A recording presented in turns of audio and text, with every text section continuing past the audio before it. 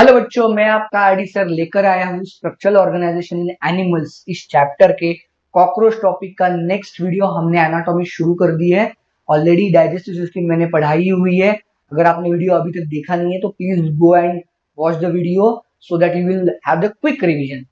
अभी हम इस वीडियो में देखने वाले ब्लड वेस्कुलर सिस्टम, इसके बारे में हम बात करेंगे। देखो, कॉकरोच मैंने कल ही बताया belongs to the phylum Arthropoda and phylum Arthropoda shows us the open type of circulatory system दिखाता है ये हमें।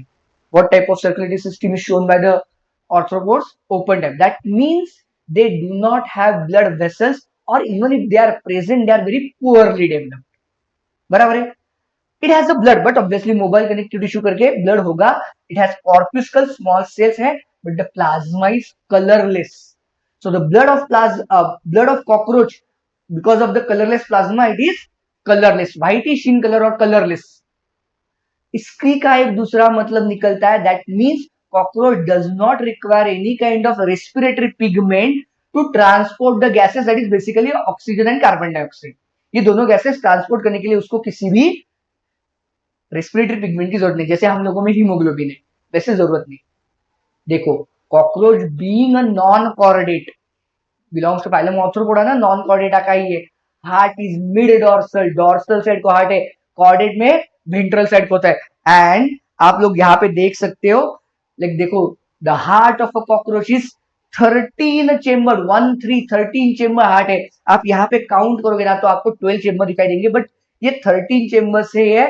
ये सीरियली अरेंज 13 चेम्बर्स होते हैं, एक के ऊपर एक के ऊपर एक ऐसे सीरियली अरेंज है। and they are connected with the 12 pairs of alveolar muscles। देखो, मैंने यहाँ पे भी लिखा है, यहाँ पे भी लिखा है, शॉर्ट नोट से आपको क्विक रिवीजन होनी चाहिए। These 12 pairs of alveolar muscles are important for the contraction and like they will help in the circulation। Question आता है, number of chambers 13, number of alveolar muscles 12 pair से, दोनों side को दिख रही है ना। The posterior end of each chamber has a small aperture, उसको हम ऑस्टिया बुलाते हैं। ऑस्टिया का मतलब ही होता है small hole, aperture small hole होता है। मैं अगले आपको डायग्राम के साथ दिखाता हूं कैसे होता है। And blood enters into the heart through the ostia. Okay, so देखो यहाँ पे मैंने दो ही चेम्बर दिखाया, इसके बाजू में पूरी बॉडी भी है। अब यहाँ पे मुझे आपको ऑस्टिया पे एम्फोसिस करना था, इसलिए मैंने दो ही दिखाई है। देखो, ये दो चेम्बर एक दूसरे के साथ कनेक्टेड है और इन दोनों के बीच में जो एक empty space, small hole दिख रहा है, that is nothing but the ostia।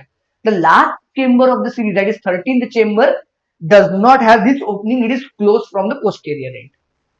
So during circulation of blood from the sinuses, that is like the rest of the body cavity, blood is forced into the heart through the ostia। इस ostia के जैसे alveolar muscles abdomen को contract करके blood को push करेंगे, so blood will get pushed into the each chamber via ostia। तो contraction of heart chamber pushes the blood in a forward direction. देखो, यहां से यहां से ऐसे जैसे कॉन्ट्रैक्ट होगा ना सीरियली, मैंने बोला ना दे आर सीरियली अरेंज, तो ऐसे ऊपर ऊपर ऊपर चलता जाएगा। और जैसे ही ये ऊपर जाएगा, the blood will enter into the anterior aorta, that is first chamber. यहां पे दिख रहा है आप लोगों को, ये देखो एंटेरियर एओर्टा। और एंटेरियर एओर्टा जब कॉन्ट्रैक्ट होगा तब the blood will come out of the heart into the body cavity. And this is how the blood will keep on circulating in the body of a cockroach।